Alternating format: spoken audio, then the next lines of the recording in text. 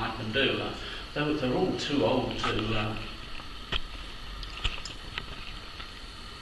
join up. So he's yes, the Home Guard sounds great, and I've got my weapons as well. But he was turned down because there was competition between the Home Guard and the ALP. But he did two things. One was a very English thing.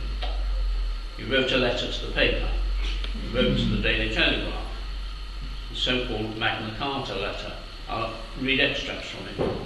He said, Belgium and France were lost because the civilian population bolted instead of staying and delaying the invaders.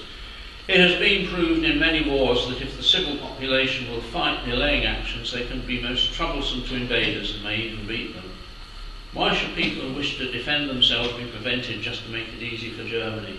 By Magna Carta, every free-born Englishman is entitled to have arms to defend himself and his household. Let us now play it out right. Anyway, the German newspaper Frankfurter Zeitung had obviously picked up on this and said that, very annoying for the writer to say this, and suggested that it's an infringement of international law. Christchurch Times goes and interviews Gerald.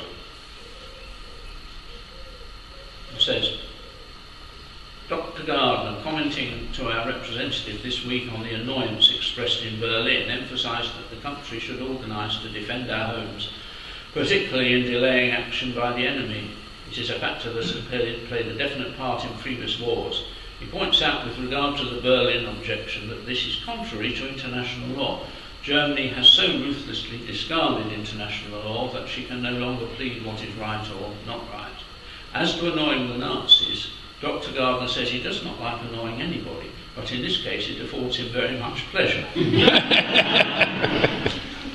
Anyway, a few days after this correspondence, a German aircraft flew low over New Milton.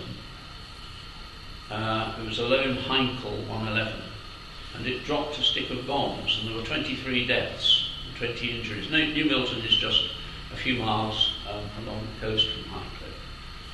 And because there was damage to the air raid siren, it meant that it didn't sound, and many people didn't take cover, so there were quite a few injuries. And some people blamed Gerald and his letter for the Germans sending this plane over. How true that is, I don't know. Anyway, Gerald still wanted to join the Home Guard, and he got the company commander of the Home Guard unit in Highcliffe was Major Frederick Merritt Fish, who was Canadian, and he was rather left-wing. He had stood for Parliament in Canada on behalf of the Cooperative Commonwealth Party. Gerald was fairly right-wing because he, the first things he said, and also that he wrote to the Daily Telegraph. But they both got on really well together. It's interesting because Gerald subsequently got on very well with Ross Nichols, who was also somewhat left-wing. I think he enjoyed arguing. Anyway, he and Fish both enjoyed rebelling against authority. So Gerald was appointed as an armourer. They found this was a way round things, and so that was successful. However, Gerald didn't just write letters to the papers or join the Home Guard. What he also did was connected with his initiation as a witch. He and his friends felt that they should do something magical. And some of them said, yeah, our ancestors worked this particular bit of magic to stop Napoleon invading in the early 19th century. And it was about raising a cone of power. Gerald said, what's that? Well, you concentrate the energy on what you want to achieve, and you dance in a magic circle, and you project that energy out in the direction that you want it to go. So they said, well, okay, yeah, we'll do this. And somebody knew the forest quite well, and others knew how to keep a fire quite low. They needed to have a fire, but they didn't want it so bright that people would take notice. And Gerald says that 17 people attended. I don't think they were all initiates. Indeed, I don't know necessarily that initiation was what we think of it being now.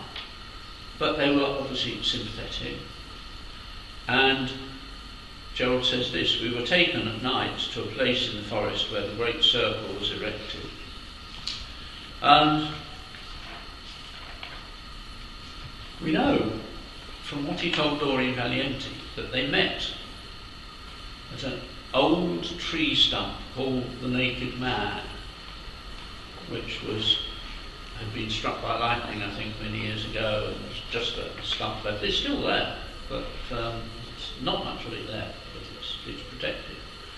And certainly pagans still meet there. Anyway, they're supposed to have met there and then walked, crossing 2 streams to get to the ritual site. And I've sort of identified roughly where I think it might be.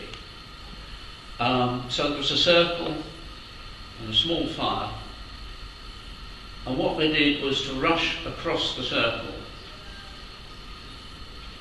concentrating on the wording, you cannot cross the sea, you cannot cross the sea, not able to come, not able to come. Gerald says this: mighty forces were used of which I may not speak. Now, to do this means using one's life force, and many of us died a few days after we did this. Now, I think many of us died a few days after we did this is another example of Gerald's exaggeration. One person died. But the weak part of a person's constitution was affected. In Gerald's case, he had asthma when he was young, which was one of the reasons why he went to the work in the tropics, because that alleviated his condition. And after he retired to England, he didn't have asthma until after this ritual. And this ritual which they did, he said, my asthma, which I've never had since I first went out east, came back badly and remained with him for the rest of his life. People often said, well, did this happen, this ritual? Well, I say it would be most surprising if it had not happened. Those people, they were too old to join up. They felt that invasion could take place any moment. And of course they were quite near the sea. It's only, less than half a mile in that direction. Highcliffe was one of the places where invasion was likely to happen. So they felt it was very important. They didn't know what would happen. So that's what they did. After that, things fell probably a bit flat with Gerald. There was a poster during the war which said, is your journey really necessary? In other words, to discourage people from just travelling about frivolously. Gerald didn't seem to take any notice of this at all. He was often up in London, frequenting the naturist clubs, including Spielplatz, particularly with a friend of his called Mary Dowling. But also, this is where he met Ross Nichols, and they had long discussions, and very, very interesting.